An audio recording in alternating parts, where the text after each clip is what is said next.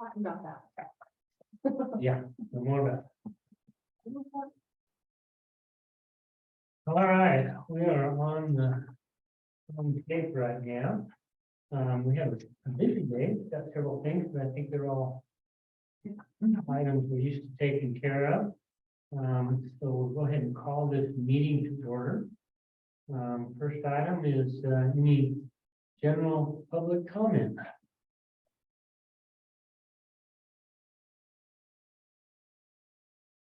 We'll slow during that section. I know Craig, this is general public comment.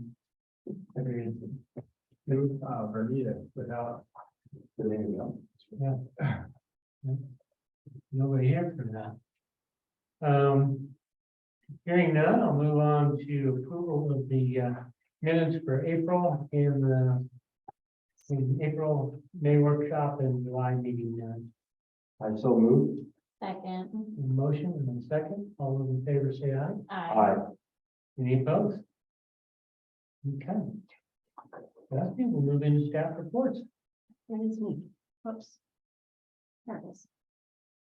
Okay, so for the last couple months, it's been a little busy and a little quiet.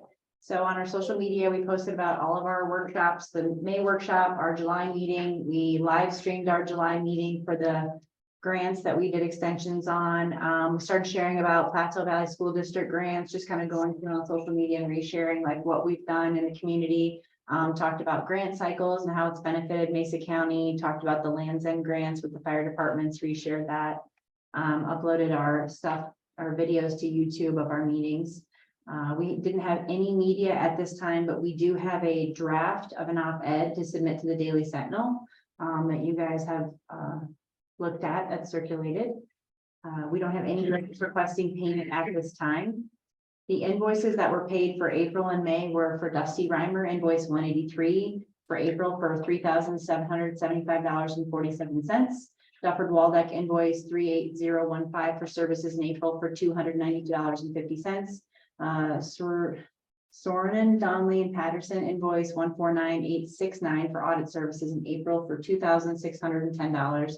And Dusty Reimer invoice 184 for services and supplies in May for $3,775.47.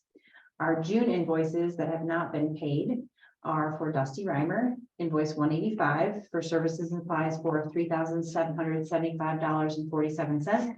Sorenan, Donnelly, Patterson invoice for the rest of the audit services for $1,125, and I Bailey invoice for services from April to June for $1,414.87.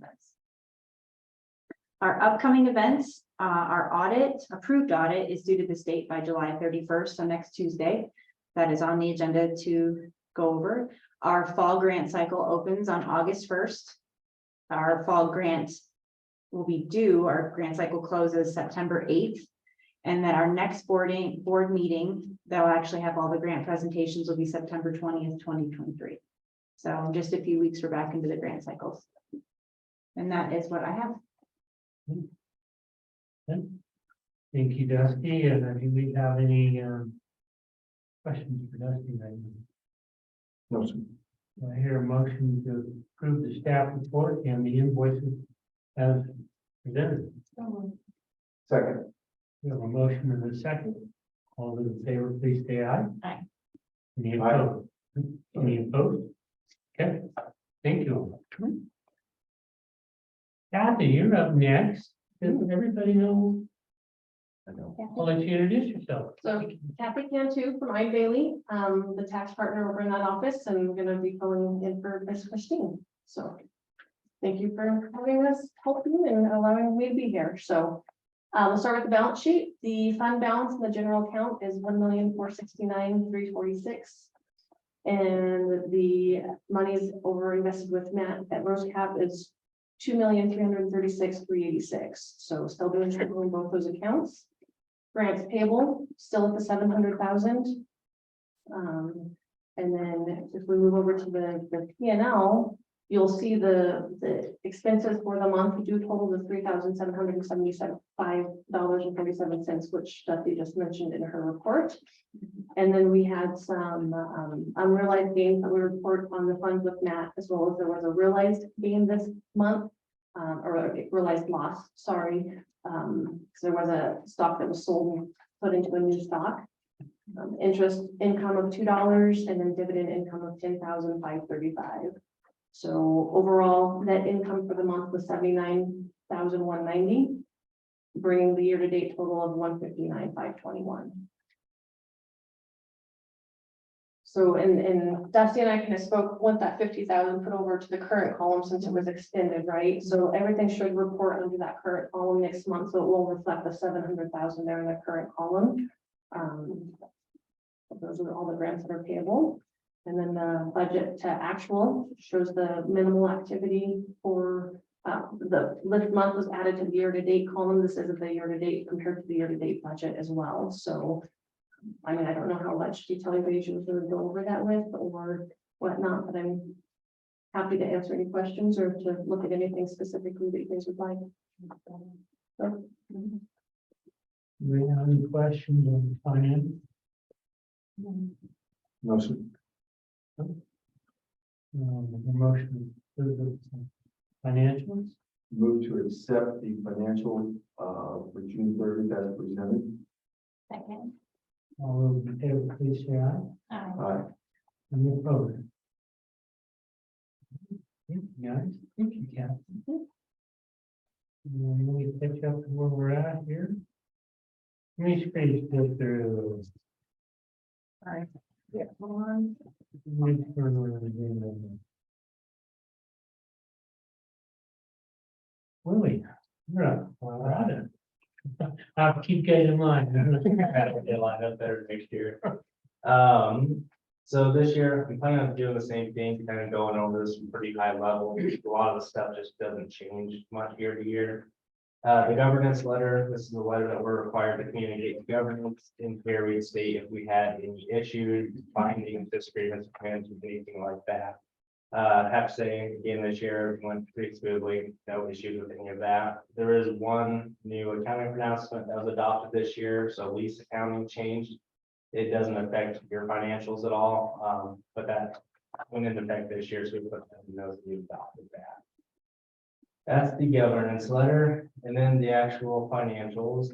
So the auditor's report in here, it states that, in our opinion, the financial statements present fairly in accordance with general accepted accounting principles is what you want. The importance of that is everyone can rely on these financials and everyone's operating under the same set of rules. So if you're comparing organization to organization, you can see the differences and similarities there.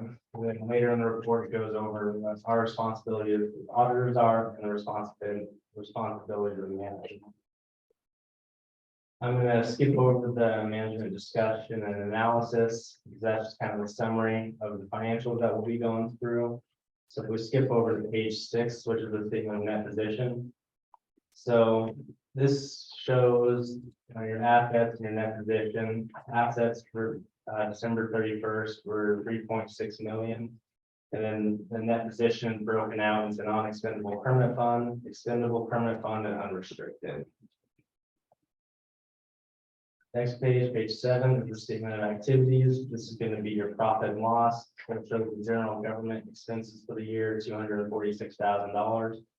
Federal mineral lease distribution, $725,000. Then it has your investments, interest and dividends, $46,000, and then the gain or loss, $364,000 loss for the year. Overall, change in net position, $161,000, leaving the net position for the year at $3.6 million. Next, we have the balance sheet of the governmental funds. So this is going to be split out between the general fund and the permanent fund. And the general fund down in fund balance in the committed section, this is that $700,000 of funds that have been granted but not yet payable. And then the permanent fund, we have it split out with the principal and then the urban balances there. And that's what those fund balances are. Next page is going to be a statement of revenues, expenditures, and our budgetary comparison. So you can see for the year here compared to the budget. So overall, big differences is the investment gain or loss was under budget. And then the grants were under budget as well. So there's favorable variance of $196,000. That's the basic financial statements, and then you get into the notes, which the notes don't change much year to year, just provide you some more detail, explanations, and that sort of thing on what we just went over. The one thing that changed in here is that we put in there on page 11 that a new accounting pronouncement, if you get bored and want to read that. And when really, I don't think there's a lot more that I need to go over unless there's some questions that everyone want to dive into with anything. Any special adjustments or notes that we had to make?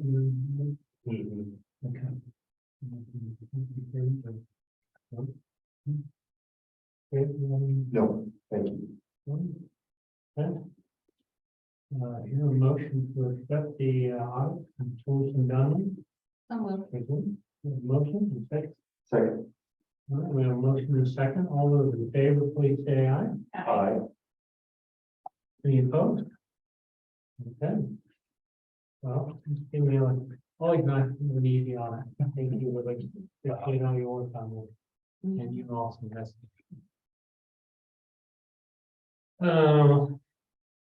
We give our investment account. Yeah, well, and so we were gonna do an investment policy statement. Right. So I actually have two handouts I gave you guys. One is a one pager. Or three. One is a souvenir from France. That's a commemorative euro. Like Utah Beach, that's the Normandy, one of the Normandy beaches. The other is Omaha Beach. So brought those back to you guys. Pretty cool. I bet you guys like it if you haven't been there, but a lot of history. So it's a good trip to France. Okay, so the other handouts are the one pager is basically my because it's like my firm's kind of outline for if I had an institutional investment bond, just what I want, the kind of contents in there. And so we can go through that, but the first is the second handout, is the portfolio review, and the two kind of blend. So I think maybe let's go through a quick portfolio information first, and then we can kind of go through the checklist of the IPS stuff to make sure it fits. But your first section in this portfolio review, and I apologize, I printed out 6 of them and extra, yes, today. So if everybody can share that again, and then and say like we get that coming out too. But this is what we take when clients develop like an institution, their own IPS, we turn that into our own framework to make sure that it fits in our system, so we know how we're managing like the day-to-day of it. So you have a unique situation with your IPS that kind of translates into a moderate with ours, and then we'll customize it from there. So this section shows like a moderate risk target, and it says kind of, if you look in that middle 1 year target, that's kind of the dispersion of outcomes that we expect for a portfolio with that amount of risk. And then you can see at the bottom of this has, if you were to go more aggressive or less aggressive, what that looks like, and then you can see that efficient frontier graph, so you can kind of see where you're at or where we're at on the risk return trade-off. So there's not, I wouldn't spend too much time on this. It's really just, it's our translation of it. And then there's a risk assessment where we say, okay, do you have the appropriate ability to take this risk? Willingness. I think those are two important points as we kind of consider investment policy, the ability and willingness to take risk. If you fast forward, let's see, to the page that you got your total fees, so that's going about 3 pages ahead. And I just put that in there for information. You're going to talk about it much in past meetings, but there's a total fee breakout for you guys. So RP 0.81 is the Can you tell me what page that is? I don't know. Doesn't have a page number on it. It's just, but it's more. It's after the price. Yeah, our fee 0.81%, the total fund fees, which is the breakout below that, shows the expense ratios associated with all the investment funds that are held in the portfolio. So you have 0.08, which is pretty low. And so your total fee comes in at 0.9%, and that changes as the account grows. It goes down. It's a tiered fee schedule, but it's just something we hadn't looked at really in past meetings much. So I figured I'd give you that information. Performance. The next page is performance since inception. There's a dark green line that shows the historical performance. The light thinner line below that is a class blended benchmark. Which basically says if we took the same allocations as the fund, so the same risk, how are we doing on a performance basis? And if you want, I could give you the details on those benchmarks, but like for stocks, we use the Russell 3000, or US bonds, we use the Barclay Ag. So they're just indices. So we're beating that slightly, which is good. The graph below that shows similar information on a risk adjusted basis. So it's basically saying, given the amount of risk you're taking, how are you performing relative to other asset classes? I've shown this graph before in past meetings, and I like that because you see dots, those gray circles around it are other asset classes, but the diversified portfolio really shouldn't have a dot directly above it. You could have ones higher to the right, or you could have ones that should be lower to the left, and that's what we see on here. That means we're doing a good job being efficient with the asset allocation. The last kind of performance one is the next page. And this which shows the a little more detail on performance. The top section is since inception, the bottom is year to date. And it shows the performance versus benchmarks of each of the asset classes. So all in all, on a performance basis, I'm pretty happy with how we're doing. Give you guys a minute to review that if you want, but I mean, I can answer any questions, but it's been pretty good. We've made some good moves that I think have added value, staying short duration with bond portfolios, doing the rebalances that we should be, and it's paying off. So let's see. There's and then we'll come on this slide. Okay, go back to it, but the asset allocation is the next page. And then that just shows our current allocation between stocks, bonds, and so on. Our IPS, so this is a good segue into the IPS because one of the things is the mandate for all the TRS, the Colorado Revised Statute 2451-206, and that's the one that creates a maximum equity exposure of 65%. Which is why that equates to kind of that moderate risk in our book. Where it's bonus being an Amber Alert.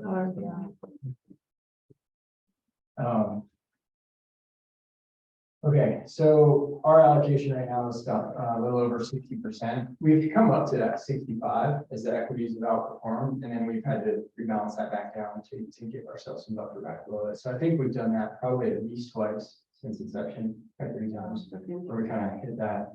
Okay, we got to pull back the risk. You guys have been, I think in one meeting you gave a little leeway and said, look, it's not like if we hit that 65, we got to immediately get below it, or if we go above it, we have a quarter or so to be reasonable, and we have rebalanced back below that as we need to. So, so the portfolio, I guess that's kind of allocation and performance.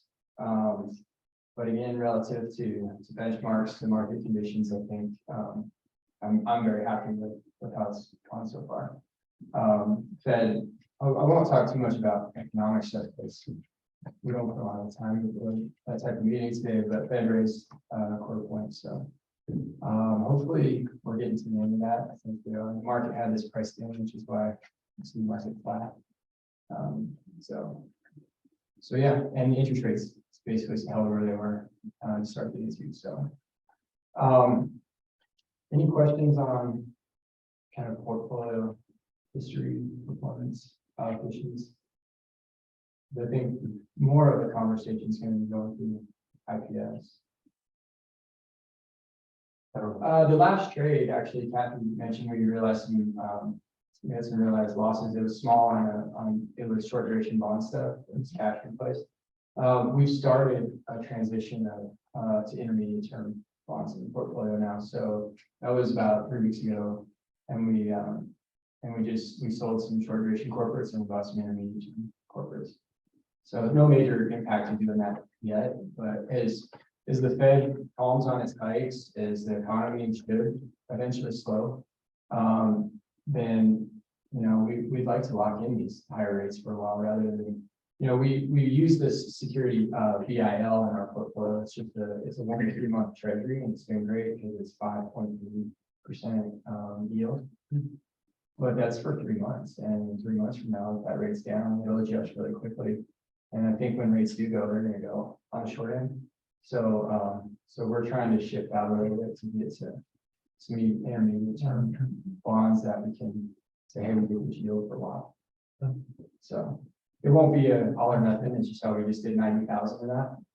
But I think over the next, say, 3, 4, 5 months, we're gonna keep transitioning in that direction. Good.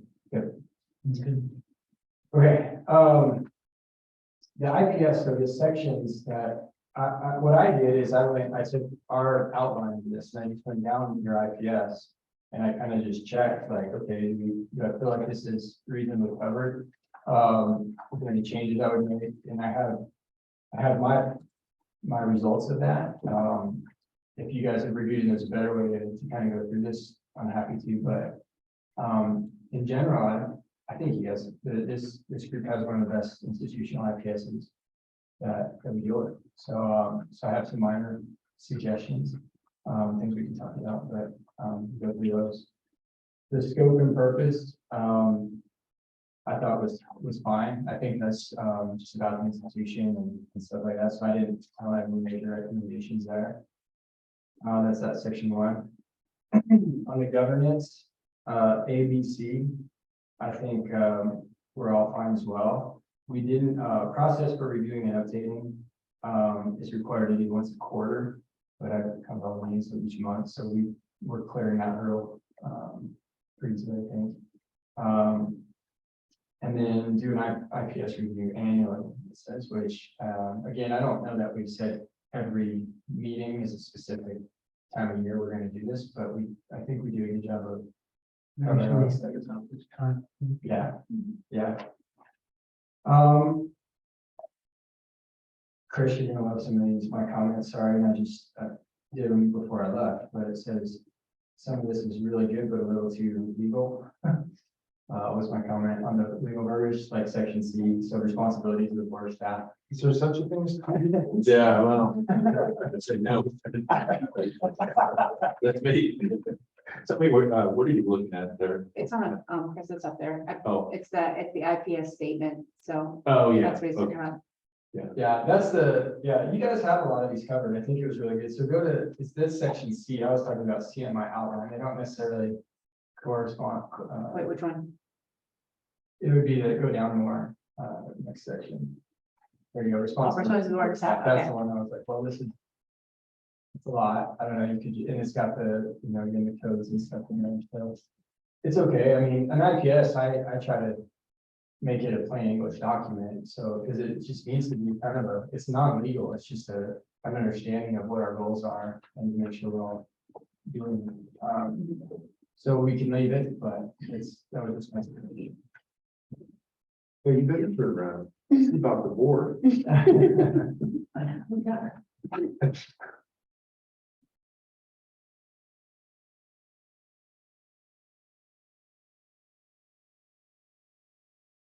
I don't know if you can do that. No, I can find.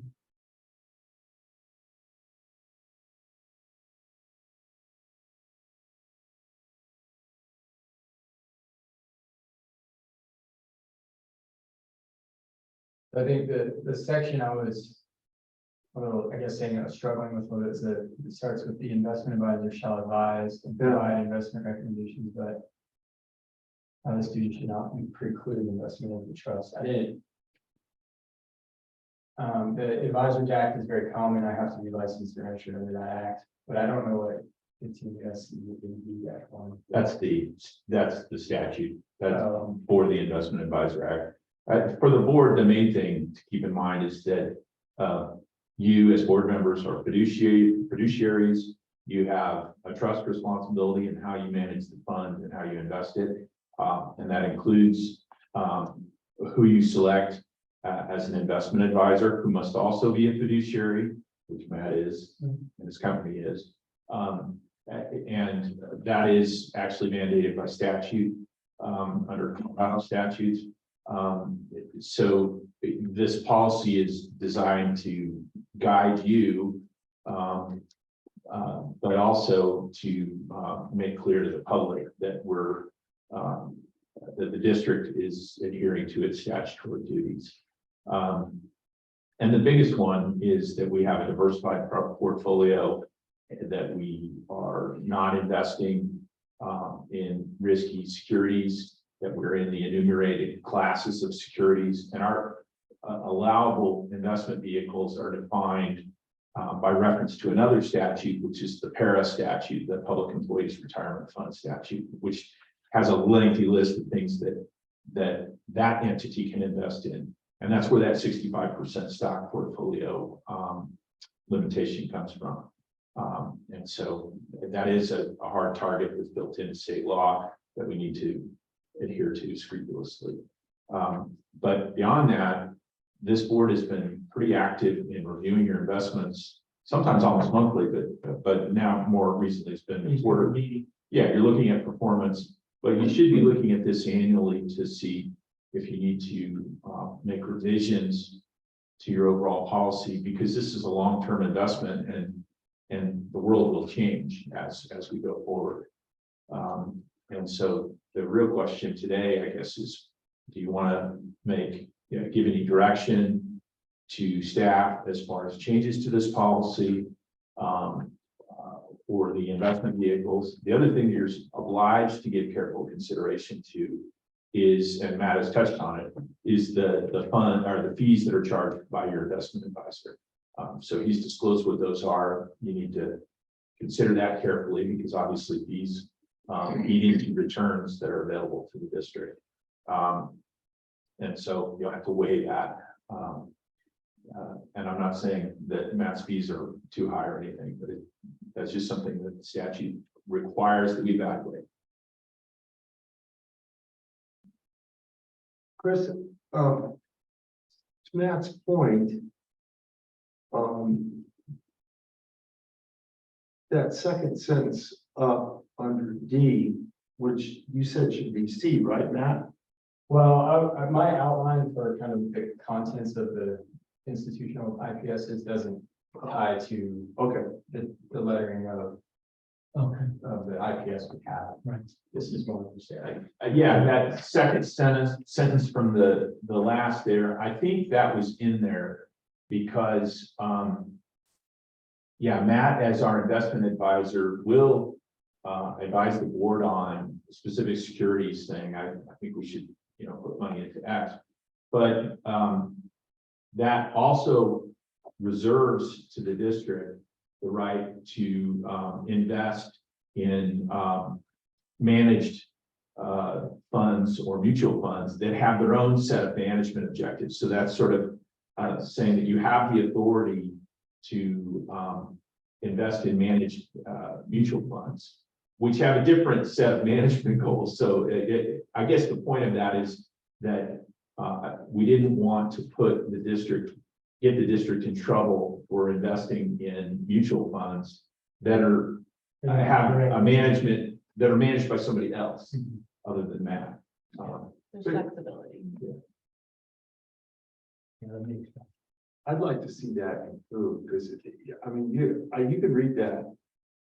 What you just interpreted was an entirely, because it looks to me like, so the investment advisor shall advise and provide investment recommendations, but this duty shall not preclude investment of the trust in managed mutual funds or exchange traded funds where appropriate. So I read that to say, okay, so the investment advisor is going to advise, but if he doesn't like what we tell him, that he's not precluded from go ahead and then investing the money in mutual funds or exchange traded funds. So I think it should say, but if we want that in there, then the investment advisor shall advise and provide investment recommendations, but this duty shall not preclude the board from the investment of the trust in managed mutual funds. In other words, what you're saying is, we don't have to listen to Matt, we can make our own decision. That's right. I'm not sure that says that. You see what I'm saying? Yeah, because you could conceivably have a situation where a board might say, look, we want to save money on investment investment advisor fees, we're gonna put our investments in no load mutual funds with very minimal fees or something. And you want to be able to preserve that right. So you want some language in there that would say it will not preclude the board from making investment decisions, including decisions about other investment vehicles. Yeah. That's fine, the board, that's fine, the board, correct. I don't know, I would create speak on that for a second. I've seen, I don't know that I would want that as the board. I know you guys do a great job of understanding the roles, but I've seen that, and I won't name names, other boards who get an alpha on there who they know about markets and stuff and just start dictating. And it ends up where the investment advisor is just an order taker, you know, and the person is guiding. I guess you want to be careful of that, considering this board will turn over time. Yeah, no. I don't know, been here since the beginning. There's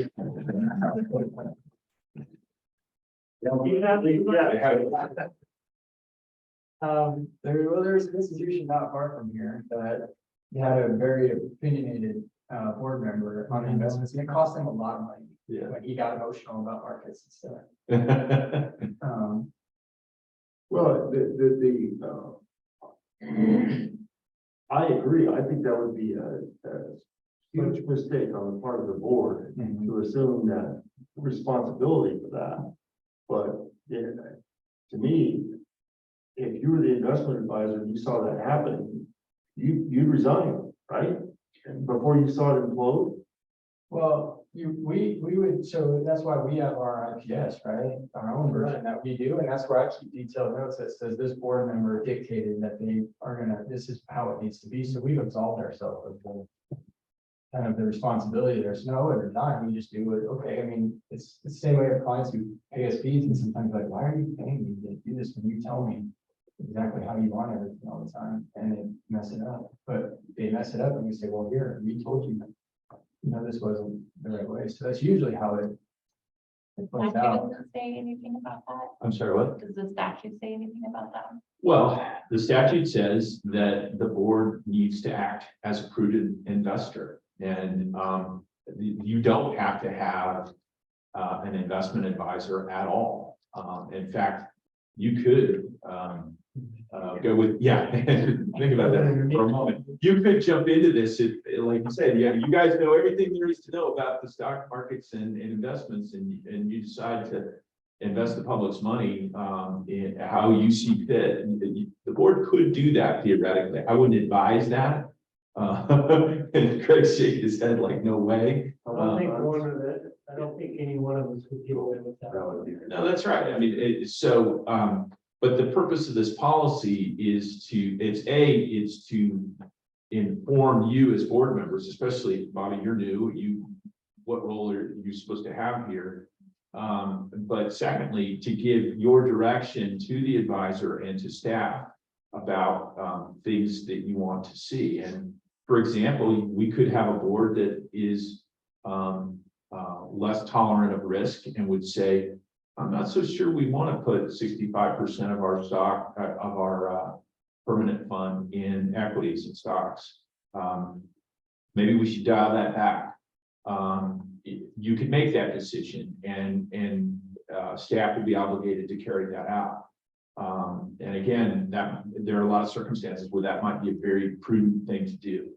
And part of the reason why we're supposed to do this annually is that you guys be thinking about those things.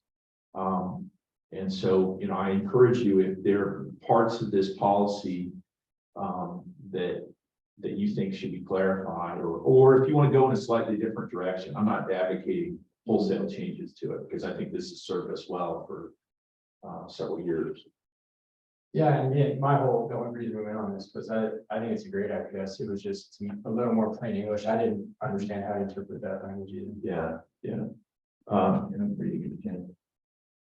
I interpreted it the way you said it first, which was if I invest in an equity fund that's 100% equities, it's not a violation of the whole, which is a diversified portfolio. Yeah, I mean, But they're not allowing me to do that, breaking trusting, that's too risky because it's doing it all, so I guess there was 3 different interpretations of that. great. So, well, that's a good, as a lawyer, that's a good reason to get rid of that. And I can't, for life of me, I can't remember the origin of that particular language.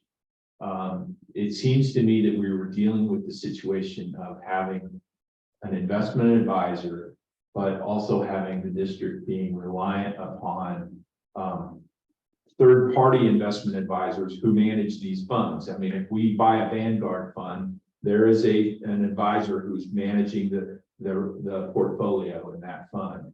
I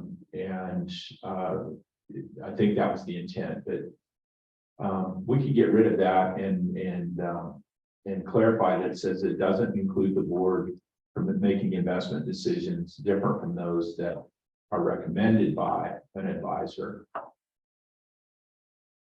And the bottom part of that about a person or firm acting pursuant to the Investment Advisor Act is really just to say that, I mean, there are different kinds of securities professionals, and we want fiduciaries that are advising the district. Yeah, and that's common. Yeah, and of course, that's why we have Matt.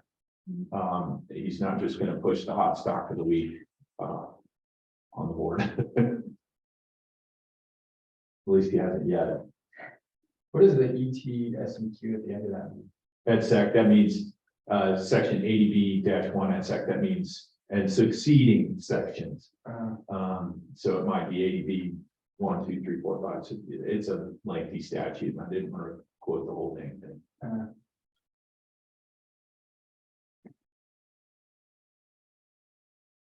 Gosh, Craig. I don't think it's terrible. I know Matt doesn't like it, but I don't think it's terrible. For a clause in there to say that the board can step in there and make their own investment. I mean, Matt accuses us of dying and going away. He could die and go away too. So all I'm saying is there could be a disagreement, some tension between the investment advisor and the board, or war. Something's going on, and the board just saying, nope, this is what's going to happen. Right. I mean, you are the buck does stop with you three. And I'm okay with that. Yeah, and that is the ultimate. In a special sense, Matt referred or similar to what Matt was referring to. You have being one individual kind of on the loose. But eventually the rest of the board pulled back. The other 2 board members got to pull back. That's right. It didn't happen. I agree. We don't agree. Well, there's no, it's not a war either, because I've had, conversations. My job is to educate and say, this is what we're going to get. And here's why, and provide the research and the support behind that. And we've had a board member that just said, I don't care, the market's going to collapse, everything's going to heck in handbasket. I want this all sold to cash. The board was pretty intimidated by this individual, so they were listening to me, and I'm just telling an anecdote, but they were listening to me and they were listening to the individual, and they said, well, let's sell half the portfolio to cash in a year that the market went up like 28%, right? And My goodness. it was an equity heavy portfolio, it was an endowment, so like, wow, that was painful. That was a lot of money that decision cost them. And so that's how that usually works. I backed off, I said, okay, we noted our thing for the mandate of the board. Yes. And to use another example, and this is probably, I know it's known to Craig, but there was a local district board, it was a fire district a few years ago, many years ago, actually, that was investing in startups that were like, I don't even know if they were listed on the NASDAQ or anything. And they put all their money in some little startup company in upstate New York, and it was worth. Fire district? Yeah, it was the fire district. It was the guy. Do you remember the guy that was donating all the fire trucks? Oh, yeah, to, I forgot his name now. To the city ranch. Yeah, I totally remember this conversation now. but the point was, he had the board, the local fire district board, they were doing something that was totally illegal, because fire district boards don't get to invest in startup companies. That's an illegal investment. But B, they put everything into some sketchy investment that turned out to be worth nothing and frittered away public money that way. So we have this policy to guide you and give give you confidence about your decision making and to put guardrails. And the other part of that is as fiduciaries, what that means is if you guys really engage in like that kind of behavior that we talk about, you're personally on the hook for that. So, so that's the scary part of all of this. So these policies are important. Don't Really, invest in startups. yeah. Well, Even if it's a. and then we had that discussion about foreign assets and derivatives. Do you guys have?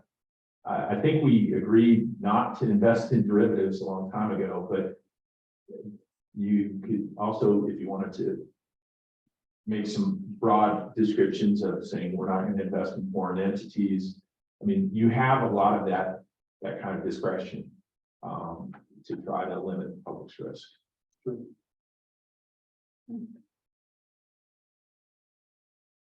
I'm gonna interrupt for just a second. I've got to run to another board. Is there anything you need from me? No, he's got that in the check. The check.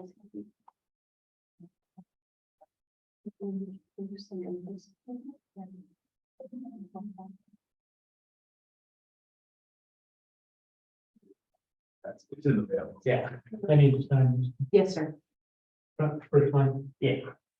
No, I can send the second one.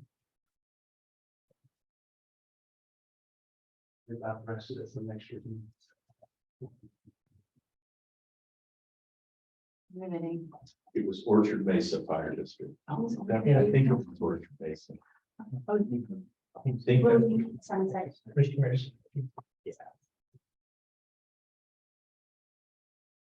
that's what you.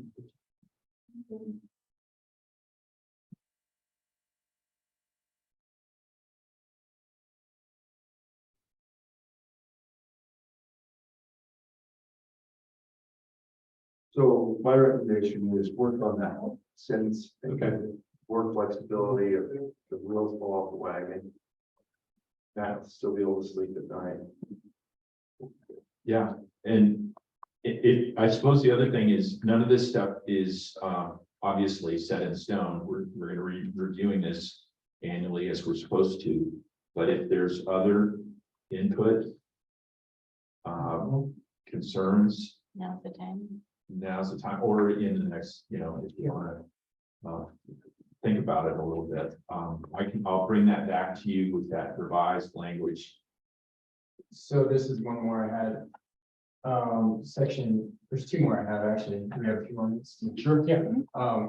In this section here right here, towards the bottom, I guess the second to last sentence is calculations supporting desired risk target are based on financial goals of trust, including appendix X.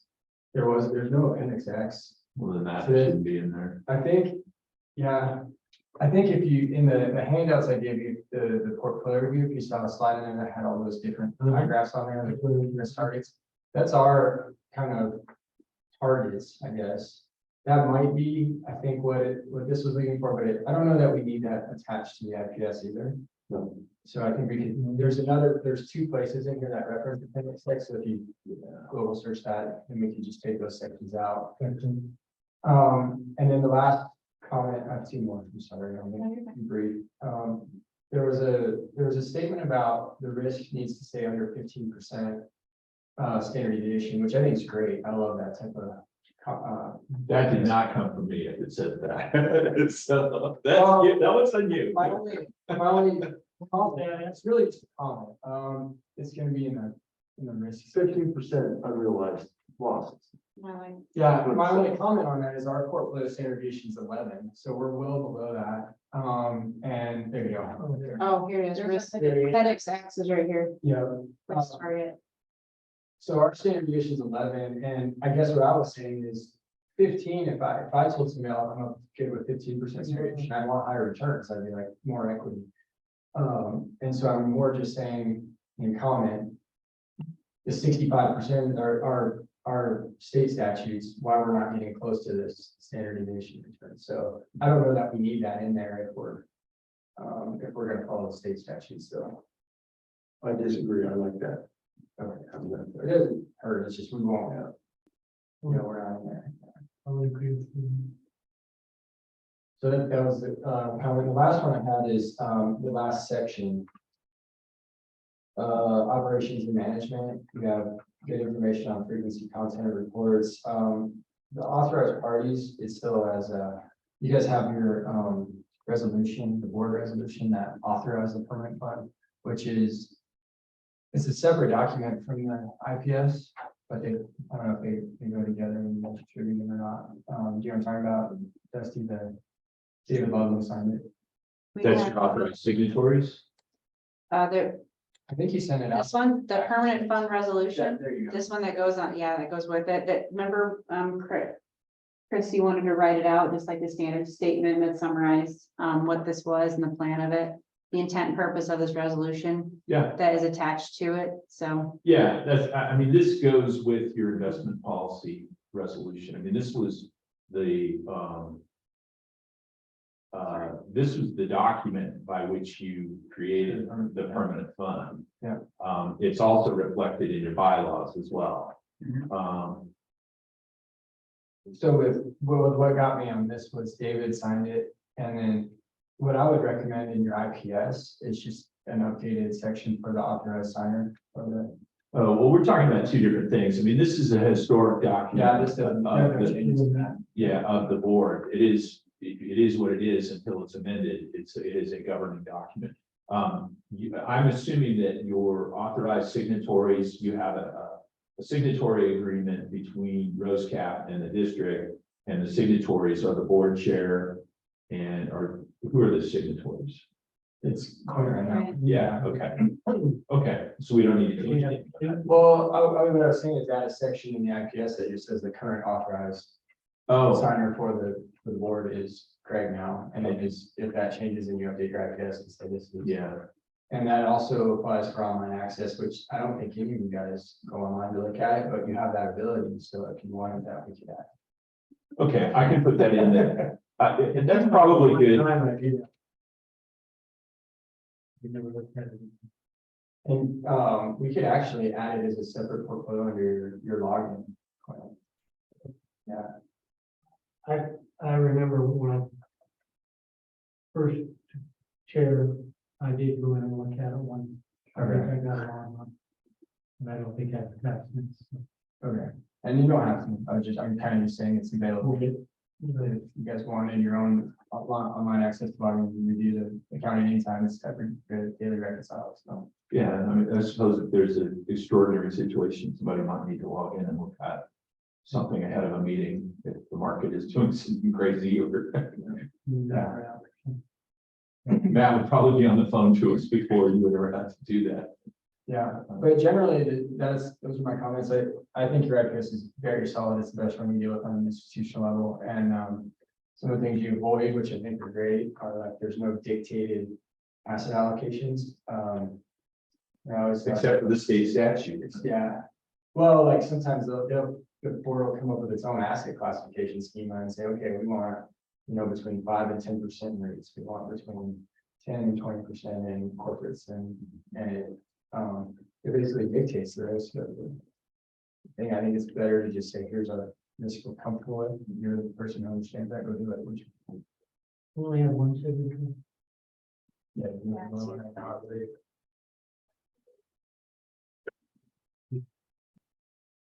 Probably should have an alternate.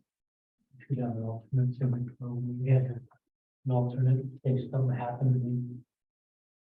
Taking your antibiotics. Who should that? Yeah, take your antibiotics. Take Who my should that antibiotic, take that call off the boat, Mexico or something like that. Bobby, aren't you the vice chair? Secretary, there's no vice chair. There's no vice chair? Yeah, it's just president and secretary. That's because I'm always nervous when I make those motions, because I want to get them out quick. Make sure my name's not wrong. It doesn't matter to me. Yeah.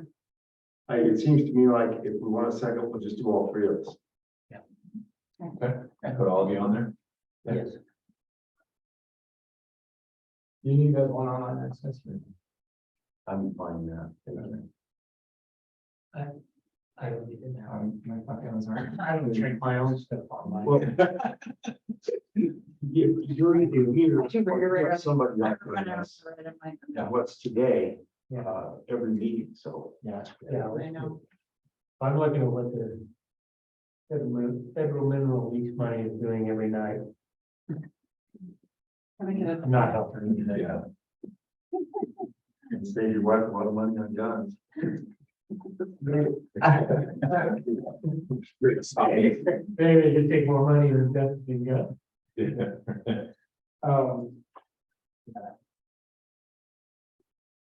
I'll circulate a revised version. Thank you. We can look at that. That'd be great. Thank you, Chris. Good job. Thank you, man. Yeah, oh, one more comment, is I sent a video out last week on the MCT, so our accounts custody with TD Ameritrade, and they were acquired by Club in 2020, that closed, but now they're actually doing that integration, so you'll see Schwab, if you see anything, which I don't think they're listening, it'll start showing up September 4th. Okay.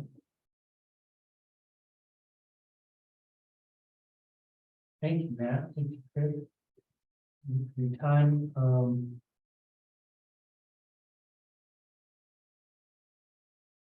The unscheduled business. Just the op-ed. The op-ed, Oh, the op-ed. if you guys are okay with the edits. Did everybody get a chance to read the op-ed? We shorted that down. And then someone with the county is gonna help us get that. Yeah, I spoke with Stephanie actually before you guys got here. She said that if you guys are okay with it, to let her know and she'll send it over. Andy Smith, I guess, is out for the week, so it's Jay who's reviewing the op-eds. Okay, So, so you guys, There's some small grammatical stuff that I'd like to see fixed Okay. before that goes out. But I can talk to you, it's just that's fine. that, I think it's well done. and I think it is. Yeah. It's whatever you had on the attachment that I sent over. Okay. Let me just make sure. there were some grammatical errors. Like, for example,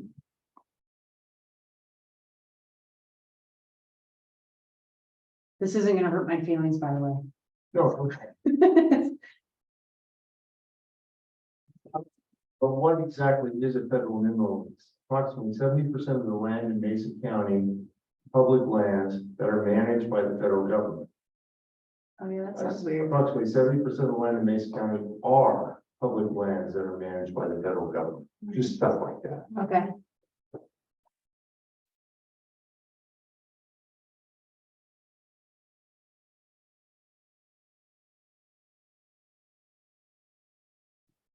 Would like the, how you gave that, dollar amount that various entities in total have received, Mhm. or I think that's good.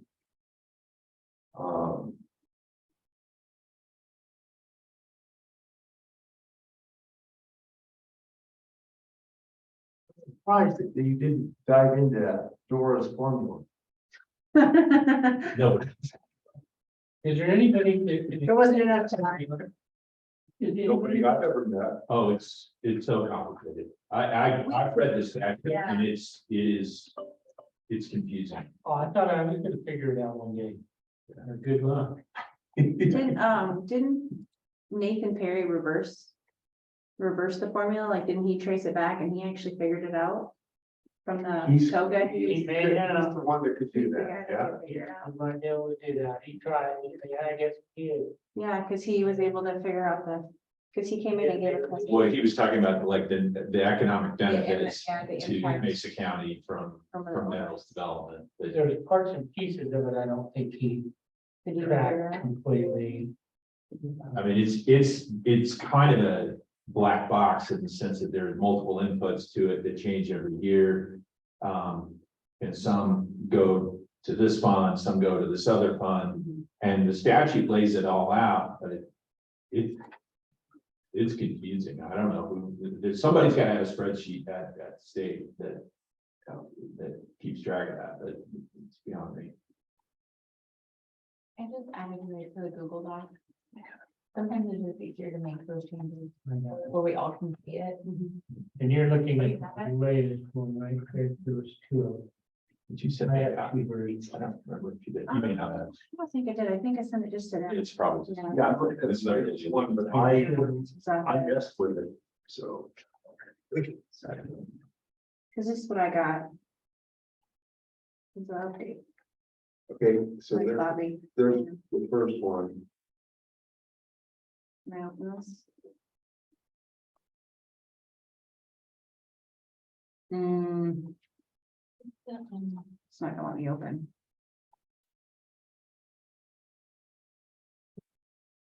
This is, because this is the one that you said, here's the op-ed.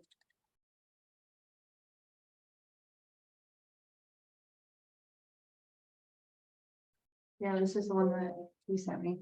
Okay, and yeah, enable. So I that think we're first, all in there. the first sentence, I think should say, since 2011, the Mesa Sky Federal Mineral Lease District has granted over $11 million to various projects that benefit even community, every community in Mesa County.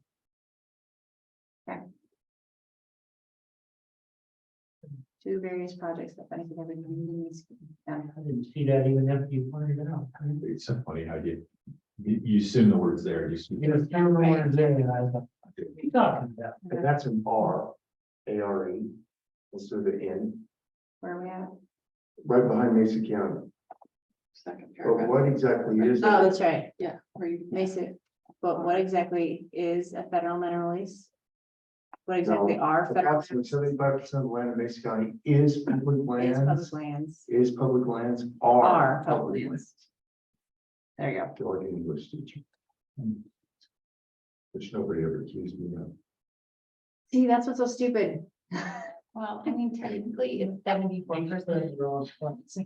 Oh, But- 74%. But then, yeah, like the grammatic thing, the grammar check comes up and it says is. But it doesn't sound. I know it doesn't sound right, and it's funny because then AP standard is funny too, because AP. Call standard- JC. Well, so AP standard comes up with something. So like AP standard, if you're ready for that, you are allowed to write for the way it sounds versus grammatically, so it's so strange. There you go. Zoom in on that, please. Here, I'm just gonna give it to you. I'm not really good at anything. Well, let me. That mean you're not good at anything? Nope. Is that what you want to? Oh, no, I've stared, Went into banking. I've stared so much at this, that's fine. Where- I do the same thing. I'm always happy when people are like, here's this, I'm like, good, thank you. Cause even editing it down, I was like, does it sound right?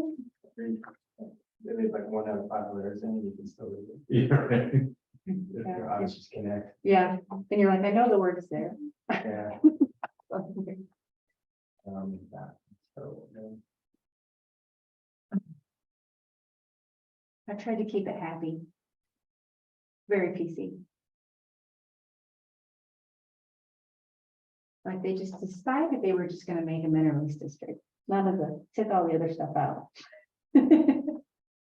Check from the side of the meeting. No, we'll get it to you. Are you around tomorrow? Or later this afternoon? Yes, I. Okay. Yeah. Cause I don't, I might be able to just grab them for you and come over if that's okay. Friday, I'll be out. I'll be around. Okay. You know, Friday will be bad. What's that? Friday will be bad. Yes. So either this afternoon, come on. I'm also gonna be on my way back. Good luck. So like the FML payments are distributed to Colorado's Department of Local Affairs, DOLA. DOLA then distributes the payments to local counties, municipalities, and Oh. school districts, along with federal mineral lease district, where mineral leasing activities occur, comma, utilizing a formula that no living Colorado would understand. Or American. Yeah, I'm gonna go having that. Here. This is actually a duplication too. I'm gonna take this out. The FML. Person Payments who wrote that distributed. form, I probably couldn't understand. Mhm.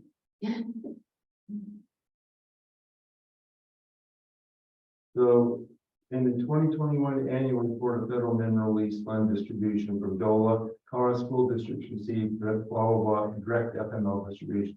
Mesa County Valley School District received 67,000, Plateau Valley 50 school district. Shouldn't that be Plateau Valley School District 50? Sure. Yes, School I was district just, I 51. put in there the way that the school was reported. Yeah, so it was, I put in there the way the report had it listed. which I also thought was weird.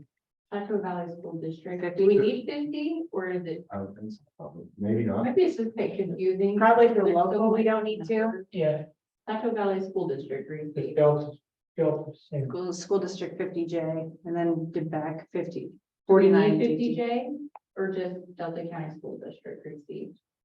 Mm-mm. Because it's a local paper, you could take it out. Did it receive $13? Probably. Yes, That's hilarious that we've been putting that amount Yeah. in there. every dollar counts, Bobby. I know, but it's Every funny, time. I'm like, is there supposed to be a comma in there? No, Is it- because the back got 413. Okay, Yeah, it was a small amount, Delta, or Delta. which Delta is, it's funny. They received money. The mine shut down. Go ahead. Well, so because Delta's split, now Delta's split with their school district and some of it is in Mesa County, which that's this part that's like Mesa County. Which is why it's $13. Because I was like, why did I put that in there? Why did I put Delta in there? And I'm like, oh yeah, that's the part that's like Mesa County Delta. It's weird. You mean part of, Second and confusing. I don't understand that. Maybe just take it out. We can take it out if you want. Okay. I just think it's maybe confusing and not really telling the story about how we're really contributing. I can take it out. Here's my bucks, kids. Well, and that's from the state. That's not coming Yeah. from Right. their lease district. But I think a regular person would know the difference. Yeah, they don't. Because I was like looking at the report and I was like, okay. Did you talk about Pilt? Did you get the Pilt in there? You know, the original one, yeah, there's pilt in there. There's some pilt. I did, the first one was like 1,200 words and then we had to cut This it down. is the one. That we're doing. Yeah, this is the version that's going. Yeah, Well. Okay, I should probably go. Okay. thank you. Yeah, we'll see you guys. We'll see you next time. You don't pick up. They should be this, Each one. these ones. Actually, Yeah, this one, yeah, this we'll one. see you guys next time. Thank you. This one. Yeah. See you later, Matt. I need to think of you want to do. Do you think this is?